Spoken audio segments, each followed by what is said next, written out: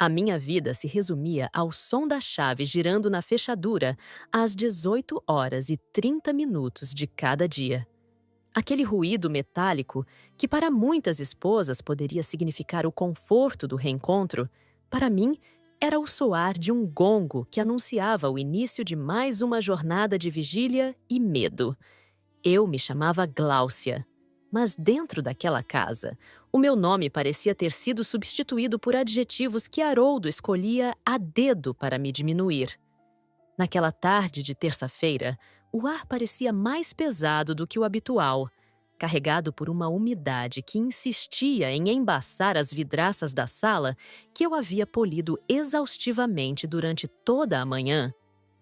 Eu me lembrava de quem eu era antes de Haroldo. Havia uma Gláucia que gostava de música, que apreciava o silêncio de uma leitura produtiva e que acreditava que o amor era uma via de mão dupla, construída com base no respeito e na admiração mútua. No entanto, 10 anos de casamento haviam transformado aquela mulher em uma sombra trêmula, alguém que andava na ponta dos pés para não irritar o senhor absoluto da casa. Haroldo não era apenas meu marido, ele agia como meu dono, meu juiz e frequentemente meu carrasco verbal. Quando ele entrou pela porta naquela noite, não houve um cumprimento.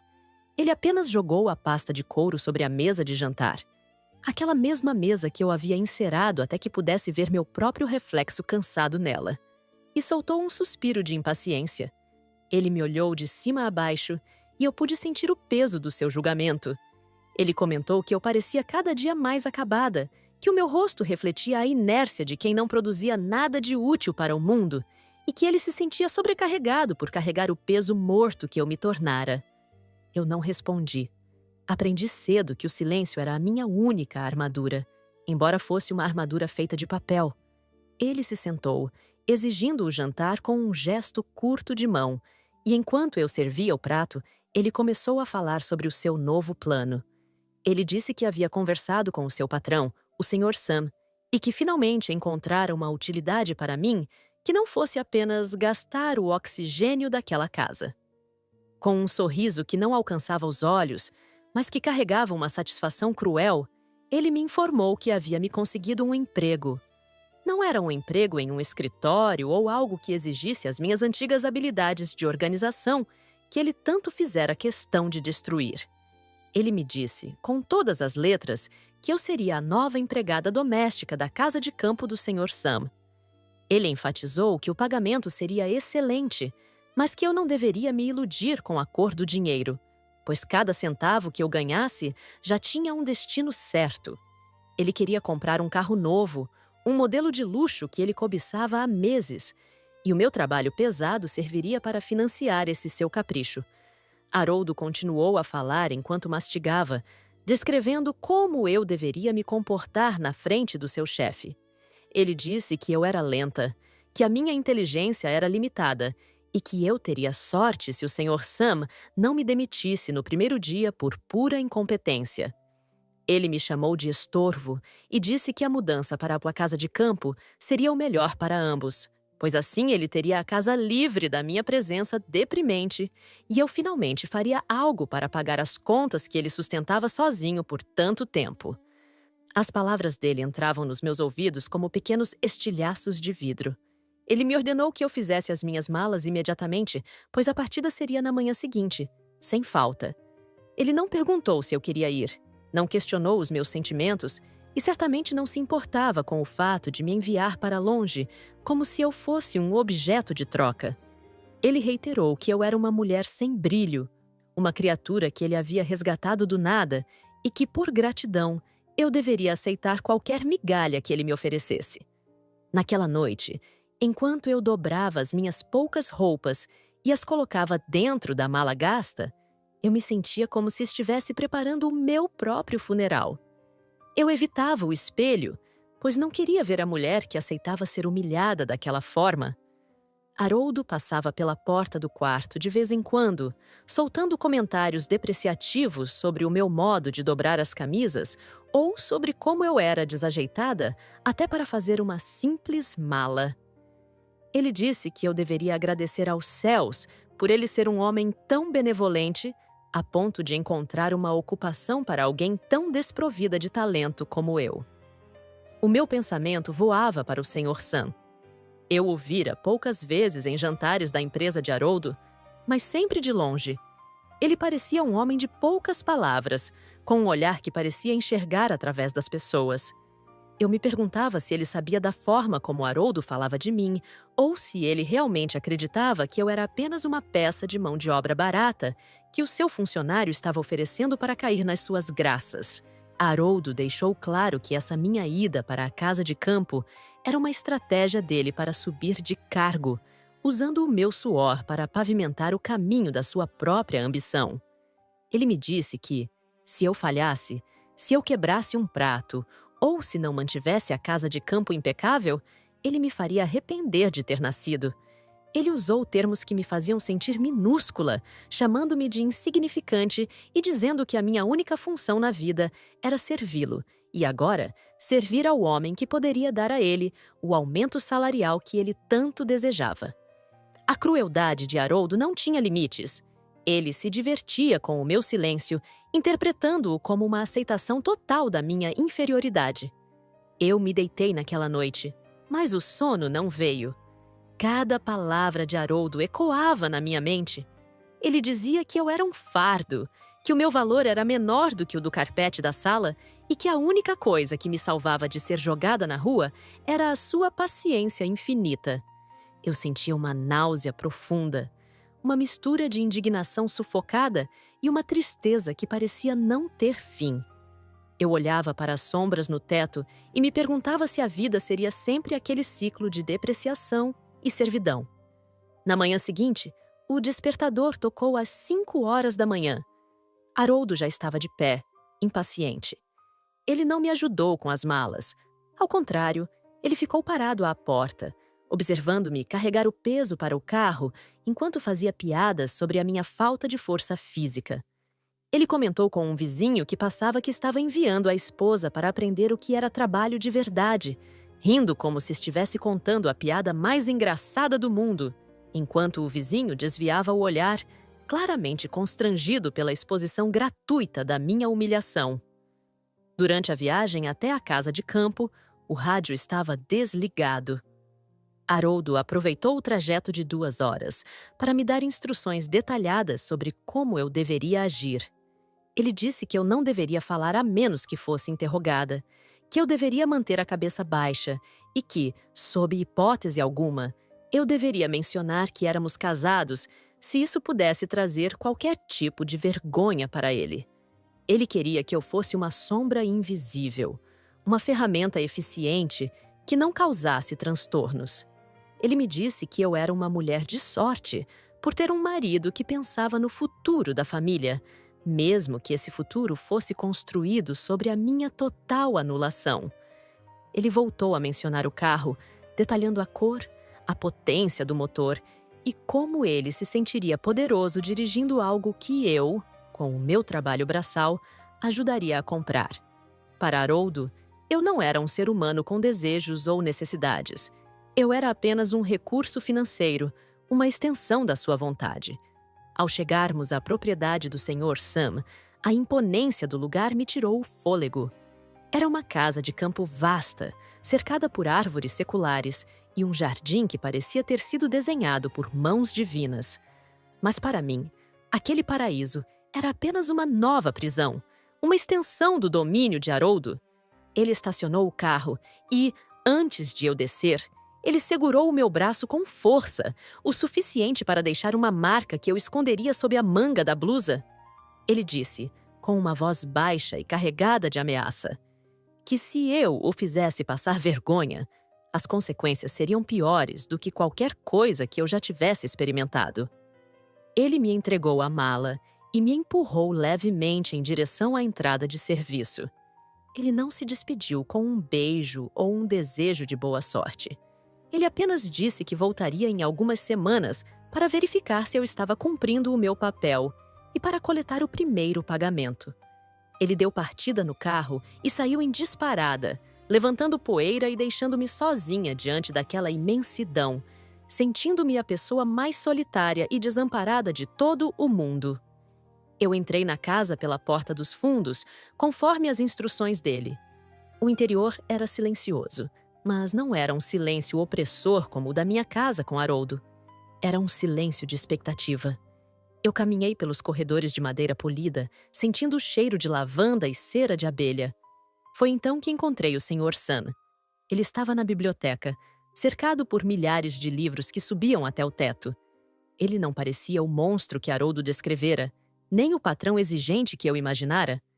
Ele me olhou de uma forma que ninguém me olhava há anos. Não era um olhar de desejo, nem de desprezo. Era um olhar de reconhecimento. Ele me perguntou se eu era a Gláucia, e eu apenas assenti, mantendo a cabeça baixa como Haroldo ordenara. Ele percebeu o meu tremor e o modo como eu apertava a alça da minha mala. Ele não me deu ordens imediatas. Ele não me mandou limpar nada. Ele apenas apontou para uma cadeira e sugeriu que eu me sentasse por um momento. Ele comentou que Haroldo falara muito sobre mim, mas que ele tinha o hábito de tirar as suas próprias conclusões sobre as pessoas. Ele disse que sabia exatamente o tipo de homem que Haroldo era e que a proposta de me colocar ali como empregada doméstica não partira dele, Sam, mas sim de uma insistência quase desesperada de Haroldo para conseguir favores dentro da empresa. Sam revelou que aceitara a situação não porque precisava de uma empregada. Ele já tinha funcionários competentes para isso, mas porque queria ver de perto quem era a mulher que Haroldo tanto tentava esconder e humilhar. Aquelas palavras me atingiram como um choque elétrico. Eu levantei o olhar e encontrei os olhos dele, que eram calmos e profundos. Ele me disse que eu não precisava ter medo naquela casa. Ele explicou que Haroldo pensava estar no controle, mas que, na verdade, ele estava apenas revelando a sua própria pequenez. Sam disse que tinha planos para aquela propriedade e que, talvez, o destino tivesse me trazido ali, por razões que Haroldo jamais conseguiria compreender com a sua mente limitada e egoísta. Nos dias que se seguiram, a rotina não foi o que eu esperava. Sam não me tratava como uma serva. Ele me pedia para organizar a biblioteca, sabendo que eu tinha um apreço especial por livros. Ele me incentivava a falar, a expressar as minhas opiniões sobre as obras que eu manuseava. No início, eu hesitava. As palavras de Haroldo ainda ecoando na minha mente, dizendo que eu era burra e inútil. Mas Sam, com uma paciência inabalável, me lembrava de que a voz de um agressor só tem poder se nós acreditarmos nela. Ele me contava histórias sobre a sua própria trajetória, sobre como ele também enfrentara pessoas que tentaram diminuí-lo no passado. Ele dizia que o caráter de um homem não se media pelo carro que ele dirigia ou pelo cargo que ocupava, mas sim pela forma como ele tratava aqueles que nada podiam lhe oferecer. Ele deixava claro que desprezava a atitude de Haroldo e que sentia uma indignação profunda ao ver como um homem podia tentar destruir a alma da própria esposa por puro narcisismo. Enquanto isso, Haroldo me ligava ocasionalmente. Ele não perguntava como eu estava ou se eu estava comendo bem. As suas ligações eram apenas para reiterar as humilhações de sempre. Ele dizia que já estava olhando o carro novo, que o cheiro do couro dos bancos seria o prêmio pela sua inteligência em me colocar para trabalhar. Ele me chamava de sua pequena mina de ouro e ria, dizendo que eu finalmente servia para algo, além de ocupar espaço no sofá. Ele reforçava que eu deveria ser grata por ele ainda estar comigo, pois nenhuma outra pessoa no mundo suportaria uma mulher tão sem graça e limitada como eu. Eu ouvia tudo em silêncio, mas agora o silêncio era diferente. Não era mais o silêncio do medo, mas o silêncio da observação. Eu via Sam observando as minhas reações após essas chamadas. Ele não interferia diretamente, mas eu percebia que a sua raiva em relação a Haroldo crescia a cada dia. Sam começou a me ensinar coisas sobre os negócios, sobre como gerir propriedades e sobre a importância de ter autonomia financeira. Ele dizia que o conhecimento era a única coisa que ninguém poderia tirar de mim, nem mesmo um marido abusivo. Sam me contou que estava pensando em se aposentar de certas atividades e que procurava alguém de absoluta confiança para assumir a frente de alguns de seus negócios mais importantes. Ele me olhava intensamente quando dizia isso, e eu sentia um frio na barriga. Ele não estava falando de faxina ou de cuidar de jardins. Ele estava falando de poder. Ele disse que via em mim uma força que eu mesma ainda não enxergara. Uma resiliência que fora forjada no fogo das humilhações de Haroldo e que agora estava pronta para ser transformada em algo grandioso. Haroldo, por sua vez, estava cada vez mais confiante. Ele se sentia o senhor do destino, acreditando que a sua estratégia de me usar como degrau estava funcionando perfeitamente. Ele começou a se gabar para os colegas de trabalho sobre como ele controlava a esposa com mão de ferro e como ele havia conseguido o arranjo perfeito para enriquecer sem esforço.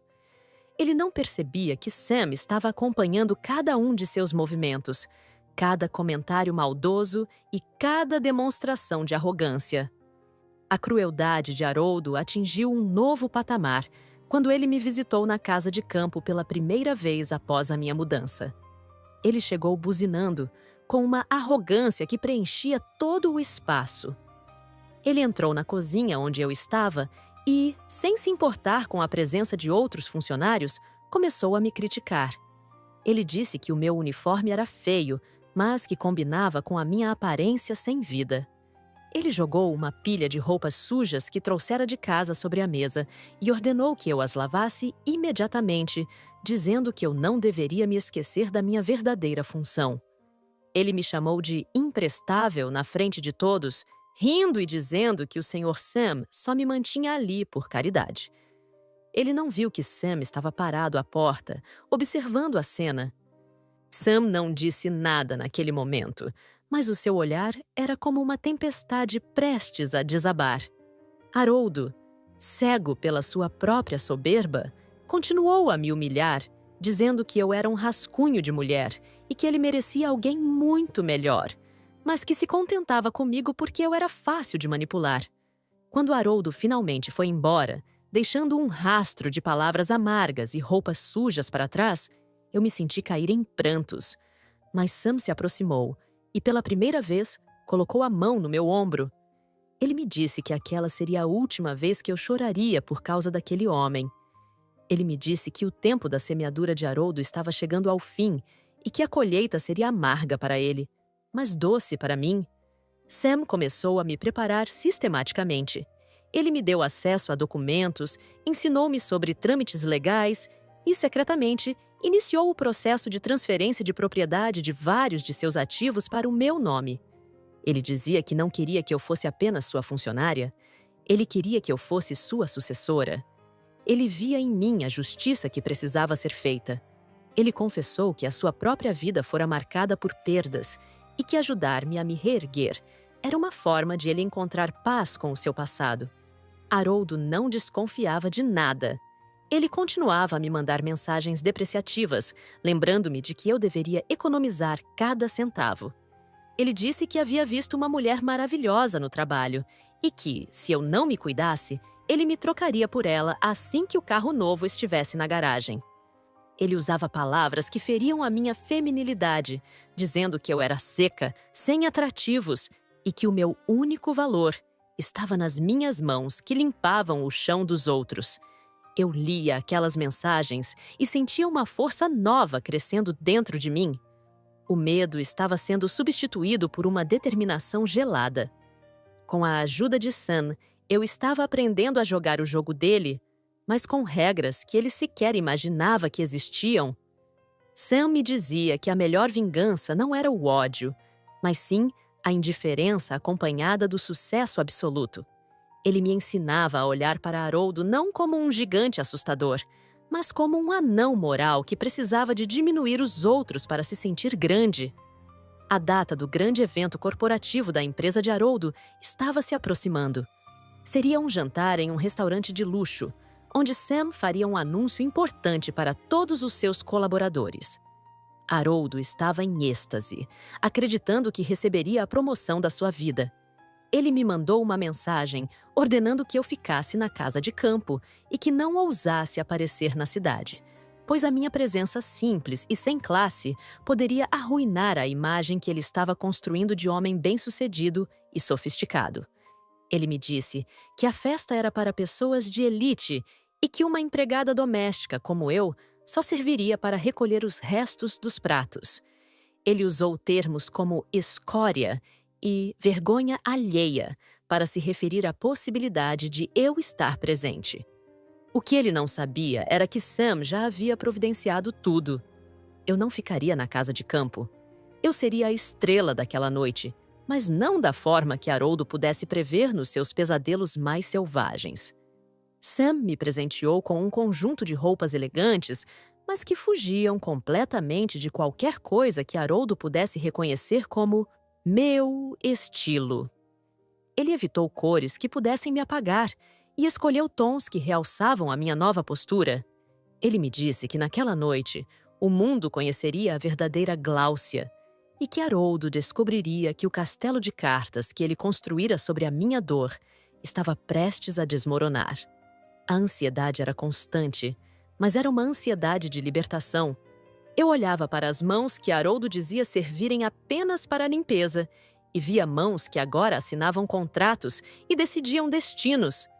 Sam estava sempre ao meu lado, como um mentor silencioso e poderoso. Ele me dizia que a justiça tarda, mas que quando chega, ela é implacável. Ele preparou cada detalhe do anúncio, garantindo que a humilhação de Haroldo fosse pública e proporcional à crueldade que ele exercera em privado durante anos. Haroldo continuava a agir como se eu fosse sua propriedade. Na última ligação antes do evento, ele me disse que estava ansioso pelo dinheiro que eu traria no final do mês. Ele riu e disse que, graças à minha inutilidade produtiva, ele finalmente teria o status que merecia. Ele terminou a ligação me chamando de pobre coitada e dizendo que eu deveria dormir cedo para estar disposta para o trabalho pesado no dia seguinte. Eu desliguei o telefone e olhei para Sam, que estava sentado na poltrona da biblioteca. Ele apenas sorriu e disse que o palco estava pronto. Eu senti uma calma profunda. A Gláucia que aceitava as migalhas de Haroldo morrera naquele instante.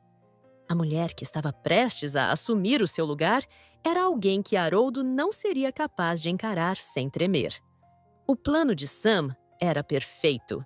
Ele sabia que Haroldo era movido pela ganância e pela vaidade, e usaria esses mesmos sentimentos para destruí-lo.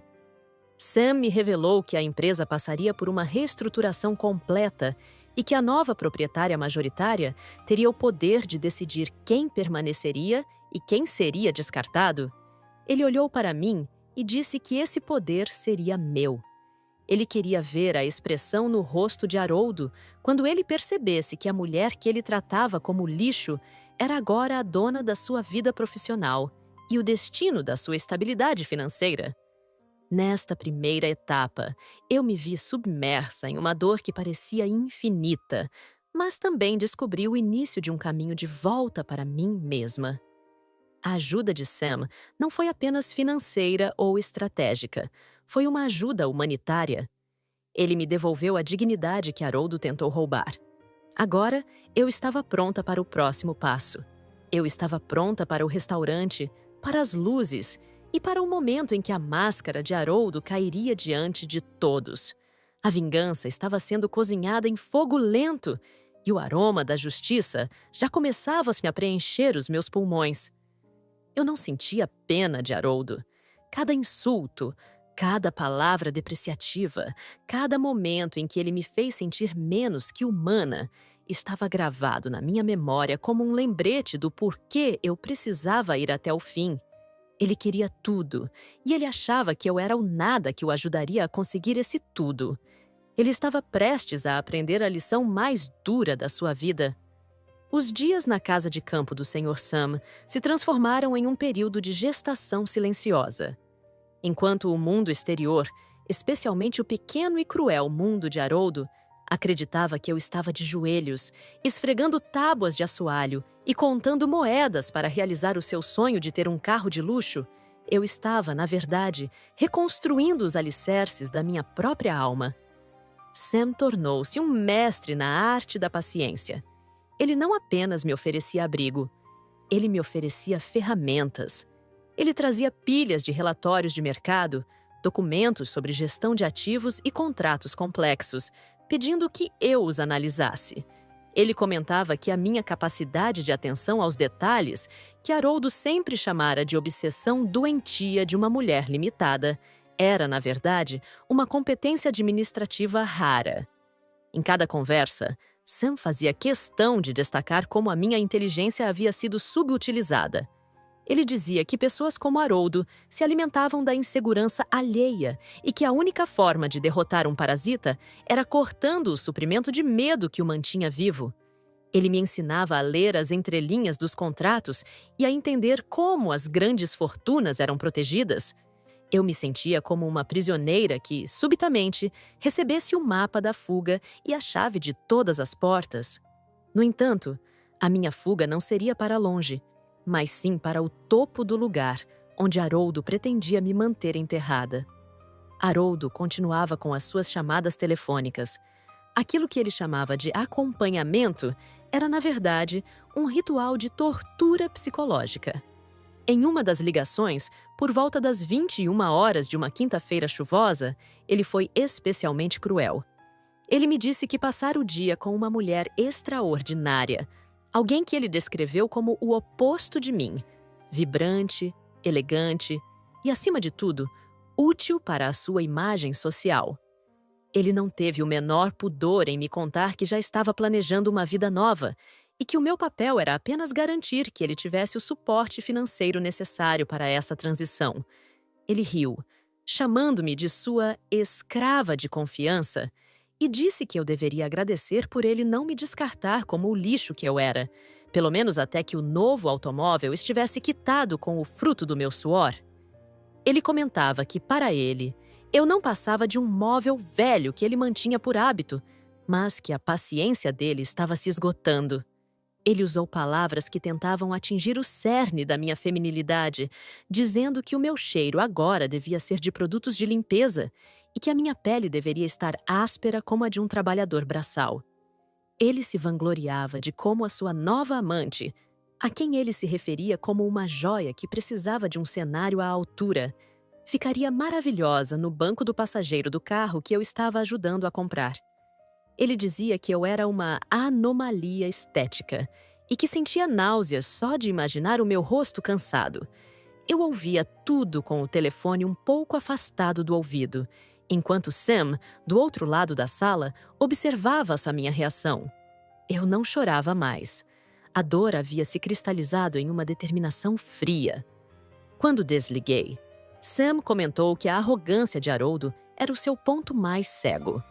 Ele explicou que, ao me subestimar de forma tão absoluta, Haroldo estava entregando a cabeça em uma bandeja, pois nunca suspeitaria de que a escrava estava aprendendo a gerir o império que ele tanto cobiçava. Sam me disse que o processo legal de transferência de suas ações e da propriedade da sede da empresa para o meu nome estava avançando rapidamente sob o mais absoluto sigilo. A preparação física também fazia parte da minha transformação, embora de forma discreta. Sam contratou uma equipe de especialistas para vir à casa de campo, mas sob o pretexto de prestarem serviços para ele. Uma esteticista e uma consultora de imagem passavam horas comigo. Haroldo, em sua mente limitada, acreditava que se eu estivesse na casa de campo, estaria me acabando no trabalho. Ele não imaginava que eu estava recebendo tratamentos para a pele, cuidados com o cabelo e aprendendo a me portar com a autoridade de quem não precisa pedir permissão para existir. Sam me dizia que a minha postura deveria refletir a minha nova realidade. Eu não era mais a esposa submissa de um funcionário medíocre. Eu era a futura dona de tudo o que ele considerava importante. Em uma tarde de domingo, Haroldo apareceu sem avisar. Ele queria o dinheiro da primeira quinzena do meu suposto trabalho doméstico. Ele entrou na sala de estar da casa de campo com as botas sujas de lama, de propósito, apenas para me ver ter que limpar depois. Ele jogou as chaves do seu carro velho sobre a mesa de mogno e me chamou de lenta, perguntando se o Sr. Sam não percebia que eu era um peso morto. Ele me olhou de cima a baixo e soltou uma gargalhada de escárnio, dizendo que nem mesmo as roupas simples que eu vestia conseguiam esconder a minha aparência de derrota. Ele usou o termo fracassada hereditária, sugerindo que a minha mediocridade vinha de sangue. Ele me ordenou que eu lhe servisse um café, e quando eu o fiz, ele propositalmente derrubou a xícara no chão, olhando nos meus olhos e dizendo que eu deveria me ajoelhar para limpar, pois aquela era a única posição que combinava com a minha natureza. Sam observava tudo de uma sacada interna, oculto pelas sombras. Eu me ajoelhei e limpei o café, sentindo cada palavra de desprezo de Haroldo como um prego que eu guardaria para o caixão da sua carreira. Ele me entregou um envelope vazio e ordenou que eu o preenchesse com o meu salário assim que recebesse, lembrando-me de que cada centavo era dele por direito, como compensação pelos anos que ele perdera investindo em uma mulher tão insignificante. Antes de sair, ele me deu um aviso final. Ele disse que o grande evento da empresa ocorreria em 10 dias.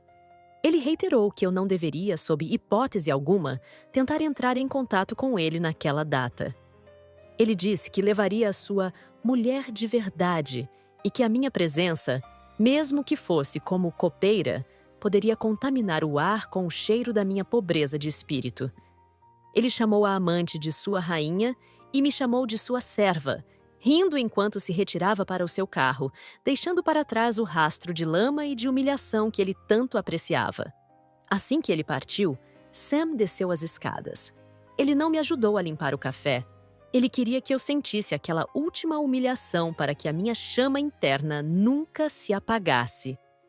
Ele me disse que o que Haroldo fizera fora um presente, pois agora eu sabia exatamente qual seria o tom da minha resposta. Sam revelou que o restaurante para o evento corporativo já havia sido reservado e que ele, como proprietário do estabelecimento, além de ser o dono da empresa, tinha total controle sobre a lista de convidados e sobre a disposição das mesas. Ele me mostrou o figurino que havia sido preparado. Nada de vestidos em tons de azul, como Haroldo gostava de me impor para que eu parecesse uma extensão sem graça da mobília. Sam escolhera um conjunto de alfaiataria em um tom de cinza perolado, tecido com fios de seda que capturavam a luz de forma quase hipnótica. Era uma cor que impunha respeito e distância, a cor de alguém que detém o poder sem precisar gritar. Ele me disse que naquela noite eu não usaria joias chamativas, apenas um relógio antigo de sua família, simbolizando que o meu tempo havia finalmente chegado. Haroldo, enquanto isso, estava mergulhado no que ele acreditava ser o seu triunfo. Ele me mandava mensagens de texto detalhando como ele estava sendo elogiado no trabalho pela sua dedicação. Ele não percebia que os elogios eram parte de um plano maior, orquestrado por Sam para inflar o seu ego até o ponto de ruptura. Haroldo acreditava que a sua promoção a diretor era uma certeza absoluta. Ele me disse, em um tom de superioridade insuportável, que assim que ele fosse nomeado, ele pediria o divórcio, mas que eu ainda teria que trabalhar na casa de campo para pagar a pensão que ele considerava que eu lhe devia, por ter sido um fardo por tanto tempo. Ele descrevia a amante Beatriz como uma mulher de classe mundial, alguém que sabia o que era um vinho fino, ao contrário de mim, que, segundo ele, só sabia a diferença entre marcas de detergente. Ele usava adjetivos como deslumbrante para ela e degradante para mim. Ele dizia que a Beatriz tinha o toque de uma dama, enquanto as minhas mãos eram feitas para o trabalho sujo. Cada mensagem era uma prova documentada da sua falta de caráter, e Sam me aconselhou a guardar cada uma delas. Ele explicou que a vingança mais eficaz é aquela que usa o próprio veneno do agressor contra ele.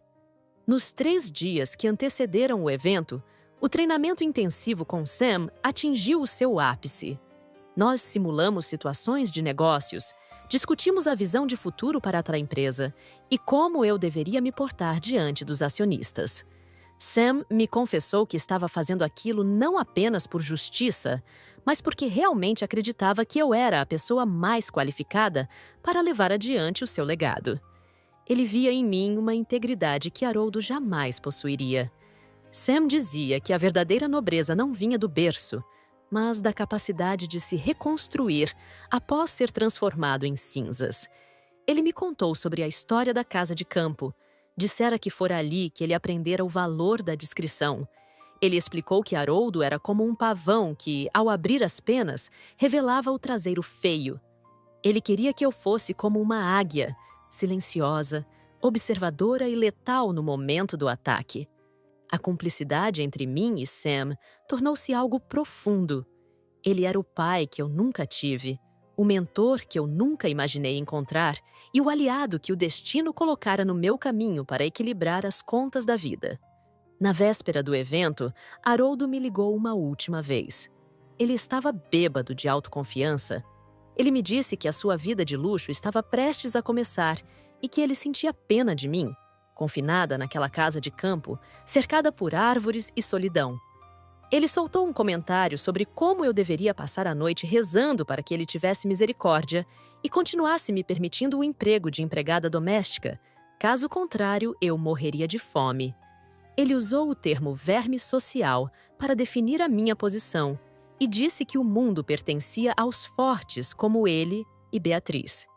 Eu respondi apenas que esperava que ele tivesse a noite que merecia. Ele interpretou isso como uma aceitação da minha derrota e desligou, rindo. Mal sabia ele que a sua rainha, Beatriz, já estava sendo investigada por Sam, que descobrira que ela não passava de uma oportunista que estava com Haroldo apenas pelo que acreditava que ele conquistaria. Sam sorriu quando me contou isso, comentando que seria poético ver Haroldo ser traído pela mesma ganância que ele tanto pregava. O dia do evento amanheceu com um céu límpido, mas para mim, era o dia da tempestade perfeita. Sam e eu partimos para a cidade em carros separados. Eu fui levada para um hotel de luxo, onde a equipe de imagem me aguardava para os preparativos finais. Eu olhava para o meu reflexo no espelho e via uma estranha. Não era mais a Gláucia que baixava da cabeça. Os meus olhos tinham um brilho de aço. A pele estava luminosa, o cabelo perfeitamente alinhado, e a postura era de uma mulher que sabia exatamente o seu valor. Sam passou no meu quarto de hotel para uma última conversa. Ele me entregou uma pasta com o documento final. O registro da empresa e da propriedade em meu nome, assinado e carimbado. Ele disse que, a partir daquele momento, eu não era mais a sua sucessora, mas sim a dona da porra toda. Ele usou um termo forte para enfatizar que eu não devia ter medo. Ele comentou que Haroldo e Beatriz estariam na mesa principal, reservada para os destaques do ano, e que a queda deles seria assistida por todos os seus pares. Ele me instruiu sobre o protocolo. Ele entraria primeiro e faria o discurso de abertura, mencionando os anos de sucesso da empresa e o seu desejo de se afastar para aproveitar a vida. Ele criaria um clima de expectativa sobre quem seria a pessoa capaz de assumir um cargo de tamanha responsabilidade. Ele disse que, quando pronunciasse o meu nome, eu deveria entrar pelo corredor central, sem pressa, deixando que cada olhar de surpresa me alimentasse. Enquanto eu me vestia, pensava em cada vez que Haroldo me chamara de feia, de burra, de insignificante. Eu pensava nas roupas que ele me obrigava a usar para que eu não chamasse a atenção de ninguém. Eu pensava no vestido azul que ele tentara me forçar a comprar anos atrás, apenas para dizer que eu parecia uma cortina de hospital nele. Eu estava usando o cinza perolado, a cor da autoridade silenciosa. Eu calcei os sapatos de salto alto, sentindo-me firme no chão, algo que eu não sentia há 10 anos. Haroldo, naquele momento, deveria estar se arrumando em sua casa, provavelmente humilhando algum atendente ou gritando com a Beatriz sobre como eles seriam o casal mais poderoso da noite. Ele acreditava que o seu destino estava selado pelo sucesso. Ele acreditava que a sua inteligência superior o levara até ali. Ele não percebia que cada passo que ele dera em direção à arrogância fora um passo em direção ao abismo que Sam e eu havíamos cavado para ele.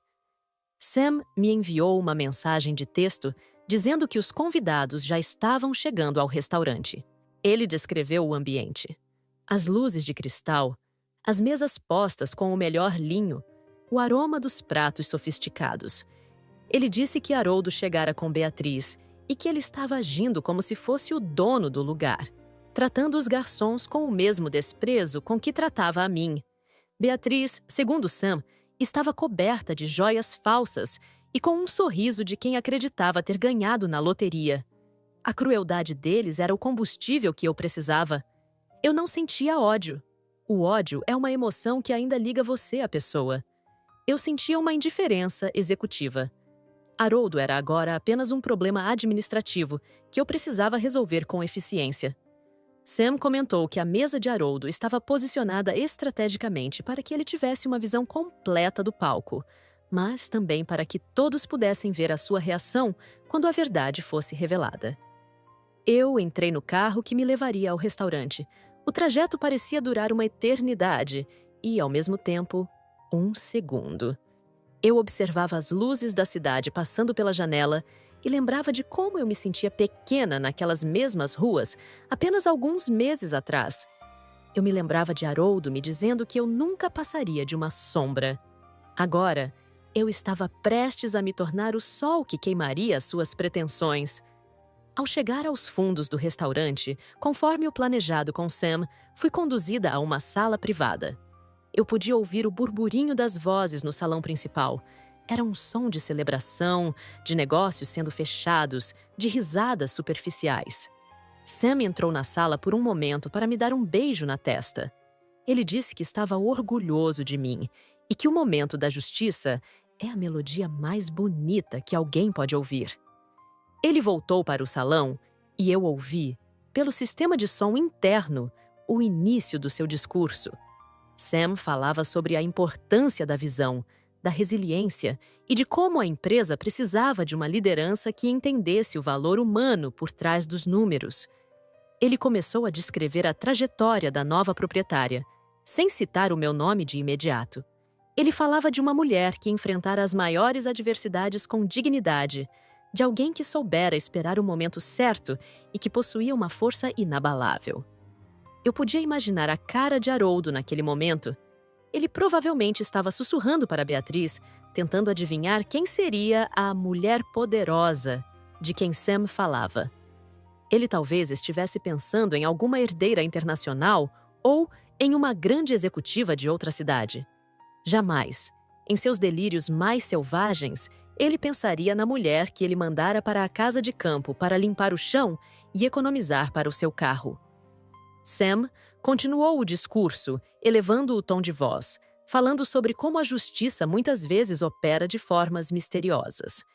Ele disse que o caráter de um homem é revelado na forma como ele trata aqueles que ele julga serem inferiores. Ele fez uma pausa dramática.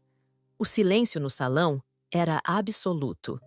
Eu respirei fundo, ajeitei a postura e me posicionei atrás das cortinas laterais. Ele então anunciou que tinha a honra de apresentar a nova proprietária majoritária da empresa e de todas as suas propriedades subsidiárias, incluindo o restaurante em que estavam e a casa de campo que ele tanto amava. Ele pronunciou o meu nome com uma clareza cortante. Senhora Gláucia. As cortinas se abriram e eu caminhei para a luz. O impacto foi imediato. O som que se ouviu não foi de aplausos, mas de um suspiro coletivo de descrença. Eu caminhei lentamente, os meus olhos fixos no ponto onde Sam me indicara que Haroldo estaria. E lá estava ele. A sua expressão era uma mistura de terror, confusão e uma negação absoluta. Ele estava com a boca aberta, o copo de vinho parado no ar, e a sua pele tornara-se de um tom cinza pálido que combinava com a minha roupa, mas nele parecia a cor da morte social.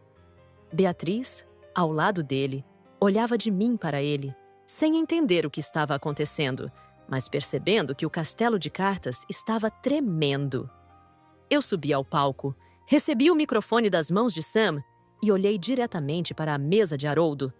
O silêncio era tão denso que eu podia ouvir a respiração ofegante dele lá de cima. Eu não disse nada de imediato. Eu apenas deixei que o silêncio e a minha presença fizessem o trabalho de desmantelar o que restava da sua arrogância. Haroldo tentou se levantar, um gesto instintivo de quem queria protestar contra a realidade, mas as suas pernas pareciam não obedecer. Ele parecia um homem que acabara de ver um fantasma e, de certa forma, ele vira. Ele vira o fantasma da mulher que ele matara com palavras, agora ressuscitada em uma forma que ele não podia controlar. Ele tentou articular alguma palavra, mas o que saiu foi apenas um ruído seco e patético. Nesta segunda parte, a metamorfose se completou. O veneno de Haroldo serviu de antídoto para a minha fraqueza. Eu estava no topo e ele estava começando a perceber que o chão sob os seus pés não era sólido, mas sim uma armadilha que ele mesmo ajudara Sondro a construir com cada insulto e cada humilhação. A noite estava apenas começando e o banquete da minha vingança estava prestes a ser servido, prato por prato, com o refinamento que só a verdadeira justiça possui. Eu olhei para Sam, que mantinha um sorriso enigmático, e depois voltei o meu olhar para Haroldo. Naquele momento, eu soube que não precisaria de muitas palavras para destruí-lo. As minhas ações e a minha nova posição falariam por mim. Ele queria um carro novo, ele queria status, ele queria uma mulher que o fizesse se sentir poderoso. Ele estava prestes a perder o emprego, a casa, o carro velho e qualquer vestígio de respeito que alguém pudesse ter por ele. E o mais importante, ele estava prestes a descobrir que a escrava era agora a sua senhora absoluta. O restaurante, decorado com tanto luxo, tornou-se o tribunal onde a sentença de Haroldo seria lida diante de todos os seus colegas. Ele, que tanto pregava sobre o sucesso dos fortes, seria exposto como o mais fraco de todos. Um homem que só era grande quando tinha alguém indefeso para pisar. Mas eu não era mais indefesa. Eu era a justiça em forma de mulher, e a minha hora havia chegado com a precisão de um relógio de luxo. O silêncio que se instalou no restaurante não era apenas a ausência de som. Era uma entidade física, pesada e asfixiante, que parecia drenar o oxigênio dos pulmões de Haroldo. Eu estava ali, parada sob o foco das luzes principais, sentindo o peso do relógio de ouro de Sam no meu pulso, um lembrete constante de que o tempo da servidão havia expirado e o tempo da soberania havia começado. O olhar de Haroldo, antes carregado de um desprezo que ele usava como chicote, agora era uma mistura patética de descrença e pânico. Eu o via tentar formular uma frase, mas as palavras pareciam morrer em sua garganta, sufocadas pela realidade avassaladora de que a mulher que ele chamara de lixo e estorvo era agora a pessoa que detinha as chaves do seu destino. Sam deu um passo à frente e, com uma voz que ressoava com a autoridade de décadas de comando, reforçou que a transferência de poder não era apenas um gesto simbólico, mas uma decisão estratégica baseada na competência e na integridade que ele encontrara em mim. Ele mencionou, sem citar nomes diretamente naquele momento, que a empresa não mais toleraria homens que construíam suas carreiras sobre a humilhação alheia ou que usavam a estrutura corporativa para esconder falhas de caráter profundas. Cada palavra dele era um prego no caixão da carreira de Haroldo.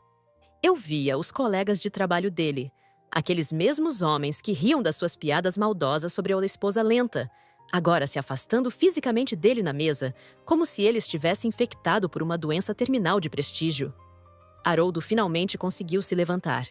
Ele tropeçou na própria cadeira, um movimento desajeitado que contrastava com a elegância do ambiente. Ele tentou dizer que aquilo devia ser um erro, uma brincadeira de mau gosto, ou que eu o estava enganando de alguma forma maquiavélica. Ele usou um tom de voz que ainda tentava soar autoritário, mas que saía trêmulo e agudo. Ele comentou que eu era apenas uma dona de casa, uma empregada doméstica que ele mesmo enviara para a casa de campo e que eu não tinha capacidade para entender um contrato, quanto mais para gerir uma corporação. Ele se dirigiu a Sam, implorando por uma explicação, chamando-me de louca e dizendo que eu estava tendo um delírio de grandeza que precisava ser contido. Beatriz, a mulher que ele exibira como um troféu, parecia querer sumir dentro do seu vestido chamativo. Ela olhava para mim com um medo genuíno, percebendo que a fonte de riqueza que ela acreditava ter encontrado em Haroldo era, na verdade, uma miragem prestes a evaporar. Ela tentou se distanciar dele, soltando o braço que ele segurava com desespero. Eu apenas a observei, sentindo uma pontada de pena que logo foi substituída pela lembrança das mensagens em que Haroldo a exaltava para me diminuir. Ela fora cúmplice da minha dor, alimentando o ego de um homem que precisava de uma plateia para a sua crueldade. Eu peguei o microfone e, com uma calma que eu mesma desconhecia, comuniquei a todos que a primeira medida da nova gestão seria uma auditoria completa de conduta e desempenho. Eu olhei diretamente para Haroldo e disse que a sua presença na empresa era agora uma questão técnica a ser resolvida pelo departamento jurídico, mas que eu podia adiantar que não havia espaço para ele naquela nova era. Eu não usei xingamentos, eu usei a frieza dos fatos. Eu disse que o verme social, termo que ele tanto gostava de usar contra mim, finalmente encontrara o seu lugar, e que esse lugar era fora das minhas propriedades e da minha vida. Haroldo desabou sobre a mesa, o rosto enterrado nas mãos.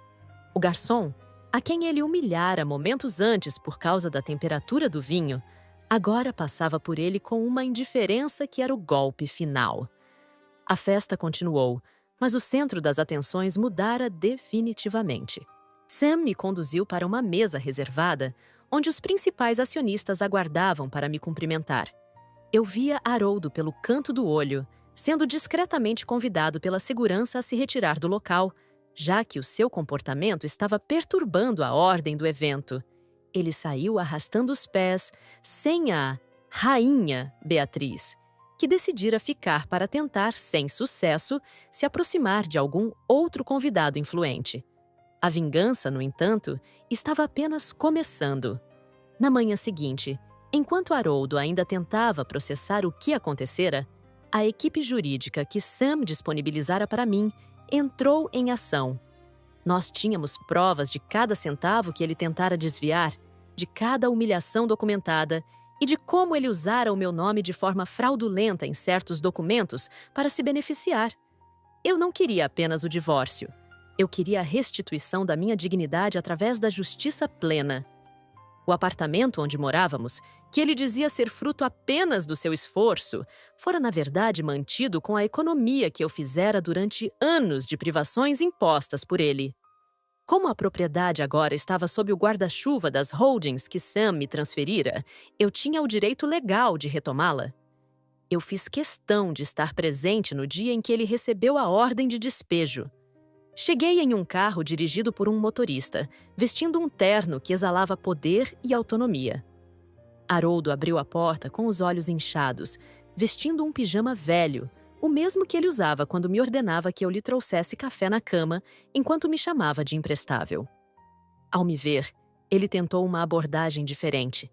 Ele começou a chorar, dizendo que tudo fora um mal-entendido, que ele me amava e que a pressão do trabalho o transformara em um homem que ele não reconhecia.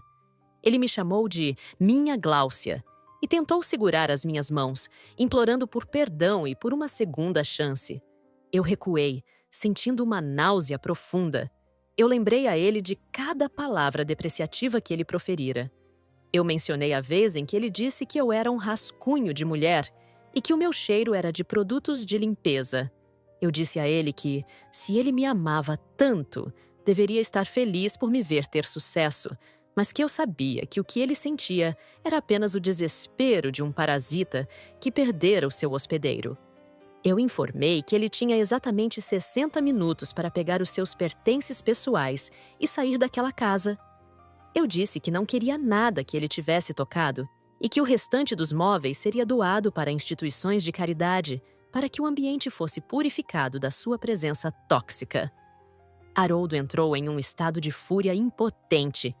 Ele começou a gritar, dizendo que eu era uma ingrata e que eu não duraria um mês no comando da empresa. Ele disse que Sam só me ajudara porque queria se aproveitar de mim e que, em breve, eu voltaria rastejando para ele, pedindo abrigo. Eu apenas olhei para o relógio e disse que ele agora tinha 55 minutos. Ele tentou quebrar um vaso, mas o segurança que me acompanhava o impediu com um gesto firme. Haroldo percebeu que não tinha mais poder, nem físico, nem moral, nem financeiro. Ele era um homem vazio, uma casca que fora sustentada pela minha paciência e que agora desmoronava sob o peso da própria maldade. Beatriz, por sua vez, tentou me procurar na empresa alguns dias depois. Ela queria esclarecer que fora enganada por Haroldo e que também era uma vítima da sua manipulação. Ela disse que sempre me admirara de longe e que gostaria de trabalhar comigo. Eu nem sequer a recebi no meu gabinete. Mandei um recado através da minha secretária de que a empresa não contratava pessoas cuja única habilidade era a traição e o oportunismo. Soube mais tarde que ela tivera que vender todas as joias e bolsas de marca que Haroldo lhe dera, a maioria comprada com dívidas que agora recaíam sobre ele, para pagar o aluguel de um quarto minúsculo na casa de uma tia distante que a tratava com o mesmo desdém que ela dedicara a mim. Haroldo acabou na lama, literalmente, sem emprego, com o nome manchado no mercado financeiro e com uma série de processos por danos morais e materiais que eu movi contra ele, ele perdeu tudo. O carro de luxo que ele tanto queria nunca chegou à garagem. Ele teve que vender o seu carro velho para pagar os advogados iniciais e acabou morando em uma pensão barata na periferia da cidade. Ele me mandava cartas que eu nunca lia, mas que a minha equipe jurídica arquivava como prova de sua obsessão. Ele passara de senhor absoluto a um mendigo de atenção, alguém que vagava pelas ruas remoendo o que perdera por causa da sua própria soberba. Enquanto a ruína de Haroldo se completava, a minha vida com Sam florescia. O que começara como uma relação de mentor e protegida transformou-se em um amor maduro, baseado no respeito e na admiração mútua. Nós nos casamos em uma cerimônia íntima na casa de campo, o lugar onde a minha transformação começara. Não houve eventos sociais grandiosos, apenas a presença daqueles que realmente importavam. Sam me olhava com um orgulho que me fazia sentir invencível. Ele dizia que a minha jornada era a prova de que a alma humana é resiliente e que a justiça, embora às vezes silenciosa, é o motor que move o universo. Eu assumi a presidência da empresa com uma visão humanizada. Transformei o ambiente de trabalho em um lugar onde o respeito era a regra de ouro. Eu me tornei uma referência no mercado, não por ser a esposa de alguém, mas pela minha competência e pela firmeza com que conduzia os negócios. Eu nunca esqueci as lições de Sam. A verdadeira força não precisa ser barulhenta. Eu caminhava pelos corredores da empresa e via o reflexo de uma mulher que não tinha medo do espelho. Haroldo tentou uma última cartada. Ele apareceu na porta da empresa em uma tarde chuvosa, sem guarda-chuva, com as roupas gastas e um olhar de derrota absoluta. Ele conseguiu burlar a segurança por um momento e me interceptou na saída. Ele se jogou aos meus pés, diante de vários funcionários, e implorou por um emprego. Qualquer emprego. Ele disse que aceitaria ser o faxineiro, que limparia o chão que eu pisava, apenas para ter o que comer. Ele chorava de forma convulsiva, um espetáculo lamentável de um homem que perdera toda a sua dignidade. Eu parei e olhei para ele de cima. Não havia ódio nos meus olhos, apenas uma indiferença gélida. Eu lembrei que, meses atrás, ele me dissera que a única posição que combinava com a minha natureza era de joelhos limpando o café que ele derrubara. Eu disse a ele que o mundo dá muitas voltas, mas que algumas pessoas nunca aprendem a caminhar com integridade. Eu chamei a segurança e pedi que o retirassem, não por crueldade, mas por necessidade de manter a ordem. Antes de entrar no meu carro, eu parei por um segundo, olhei para o horizonte e soltei a frase que ele nunca esqueceria. Eu comentei que ele passara a vida tentando me diminuir para se sentir grande e que a sua ganância o cegara para o fato de que ele já tinha tudo o que precisava, mas jogara fora por causa da sua vaidade. Eu olhei fundo nos seus olhos e disse, com uma voz clara que todos ao redor puderam ouvir: quem quer tudo, no final, acaba sem nada. Haroldo ficou ali, parado na chuva, vendo as luzes traseiras do meu carro desaparecendo na distância. Ele era agora apenas uma sombra em uma cidade que não parava para ouvi-lo. Ele era o nada que ele tanto temia.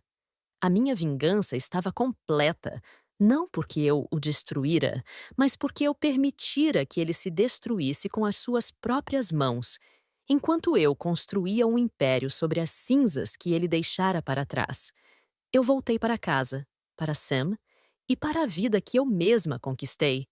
O silêncio daquela noite não era mais o silêncio do medo, mas o silêncio da paz. Eu era Gláucia, a proprietária da minha própria história, a senhora do meu destino e a mulher que aprendera que o valor de uma pessoa não se mede pelo que ela possui, mas pela forma como ela se levanta após o mundo tentar derrubá-la. A justiça foi feita e o capítulo de Haroldo estava definitivamente encerrado no livro da minha vida. Espero que essa narrativa tenha tocado seu coração e mostrado que a força interior é capaz de vencer qualquer opressão. Se você gostou desta história de superação e justiça, não se esqueça de se inscrever no canal, deixar o seu like e compartilhar com quem precisa de um sopro de esperança hoje. Até a próxima!